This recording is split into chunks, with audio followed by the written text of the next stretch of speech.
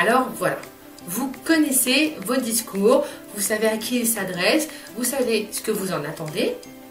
Mais comment est-ce qu'on va faire pour mettre tout ça en place? Comment est-ce que je sais qui va rédiger quoi? Quand est-ce que je le publie? Qu'est-ce que je dois en attendre? Bref, ça fait beaucoup de questions à se poser et il faut penser à tout.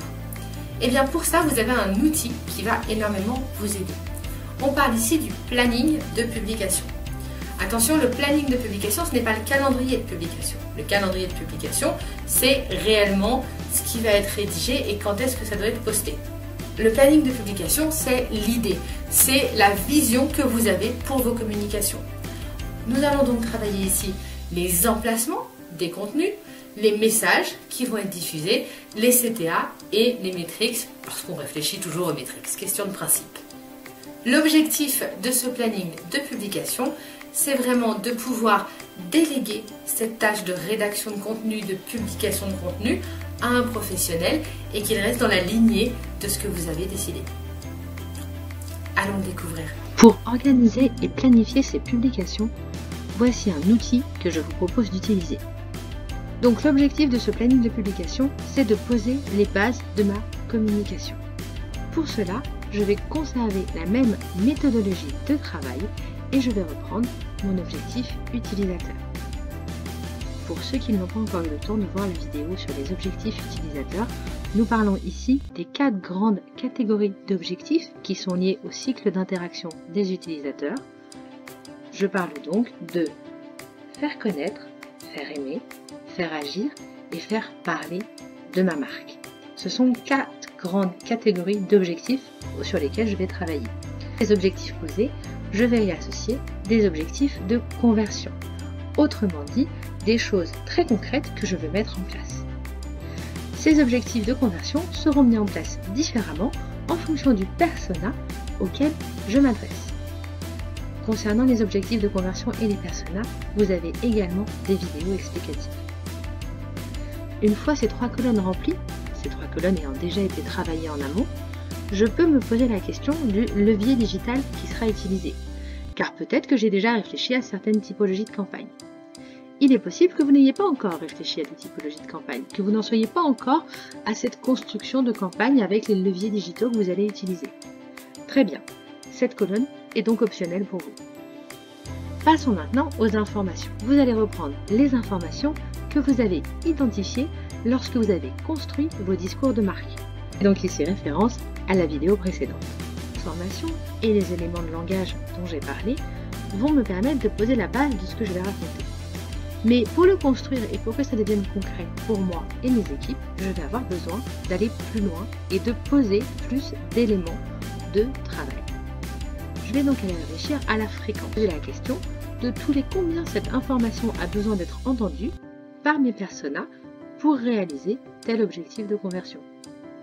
Je vais également me poser la question du type de contenu. Alors quand on parle de contenu sur le web, on en a 4. On a le texte, la vidéo, l'image et le son.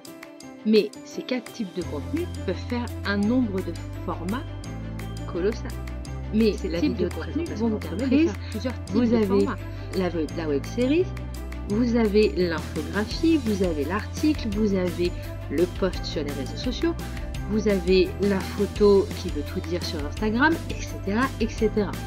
On voit donc ici que le type de contenu et le format qui vont être associés à une information vont donc avoir un impact. Ce que je vous demande ici, c'est de tout de suite réfléchir à ce que vous voulez mettre en place. Cette information, elle doit être présentée sous un format très visuel avec beaucoup de photos et peu de texte. D'accord. Ça donnera des informations aux personnes qui vont créer vos publications ou bien à vous-même quand vous allez devoir la créer. Mieux vous remettre dans le contexte de ce à quoi vous avez pensé lorsque vous avez rédigé ce planning de publication.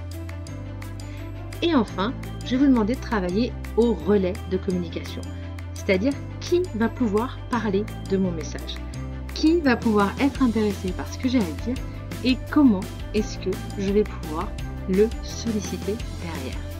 Ça va me permettre de mieux réfléchir tout ce que je viens de poser comme information au regard d'un tiers.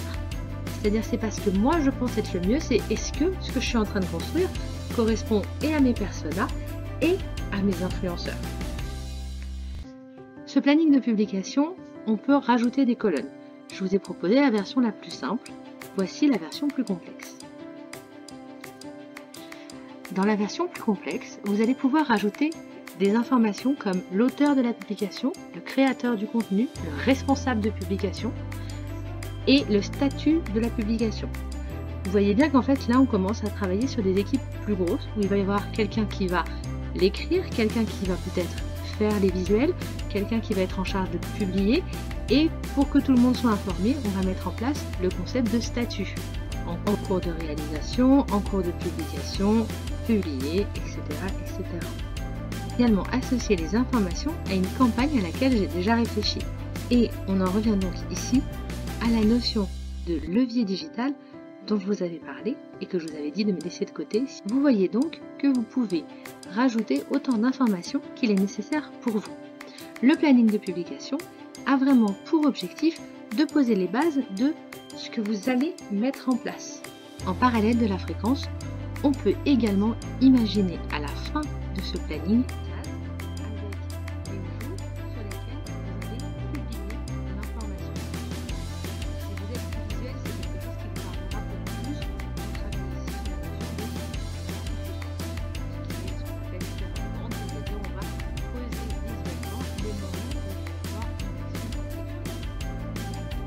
N'oubliez pas, le planning de publication n'a pas vocation à déjà mettre les sujets dont vous allez parler et à rédiger les contenus que vous allez publier. On travaillera tout cela dans le calendrier de publication. Un tableau plus ou moins similaire, mais où là, vous devrez avoir l'intégralité des contenus, des CTA, les réseaux sur lesquels vous allez publier, etc. etc. On pose ici, avec le planning de publication, une vision globale. Nous voilà donc avec un planning de publication clair, cohérent, qui montre où on va et ce que l'on veut faire. C'est suffisant.